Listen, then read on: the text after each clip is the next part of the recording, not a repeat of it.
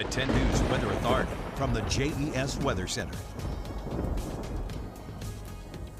Good evening, friends. It has been a warm day today. We're seeing a few clouds filtering into the area tonight. Temperatures are now in the 70s and 80s. Whiteville 71, Martinsville 81, Roanoke right at the 80-degree mark, and in Blacksburg 76. So we have been pretty above average today. Our temperatures are now 70s and 80s across the region. Hot Springs 70, Bedford, 80 degrees right now. South Boston 82, and in Blacksburg 76, Stuart 80.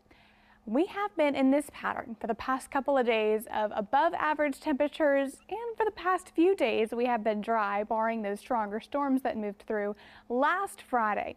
But we've had a nice stretch for the past few days, and it's unfortunately going to change pretty soon. Let's talk about our wind speeds right now. We are still seeing winds gusting 15 to 20 miles an hour. Now, this is because of our atmosphere trying to reach some sort of stable state. We have had a tight pressure gradient Saturday. We saw those wind speeds dying down a bit on Sunday. However, we do have another weather maker that's trying to move into our area, and that's why we are still seeing some pretty blustery conditions.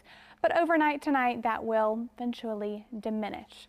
Now, active pattern will continue tomorrow, so that's when we resume the chance of seeing daily showers and thunderstorms. Now, the storm potential we are looking at for Tuesday, you'll notice this severe threat, very similar areas in part of what is now known as Dixie Alley. Now, we are not necessarily included in the threat tomorrow. We are in a marginal risk, so that's not the slight risk, but the 1 out of a 5 on the SPC scale tomorrow.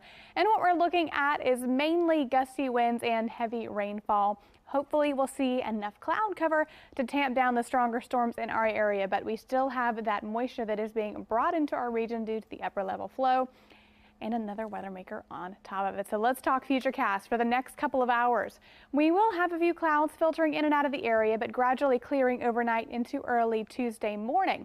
After that, the clouds move in. We have that brief area of clearing until about 8 a.m. That's when the overcast conditions resume, and we have a few scattered showers for the lunchtime hour before this line right here that's associated with a warm front that will pass into our area starts to head our way about 3 p.m., about 5 to 6. That is when we are watching that window for those storms to move through. A few rumbles of thunder possible depending on how much clearing we see right here now.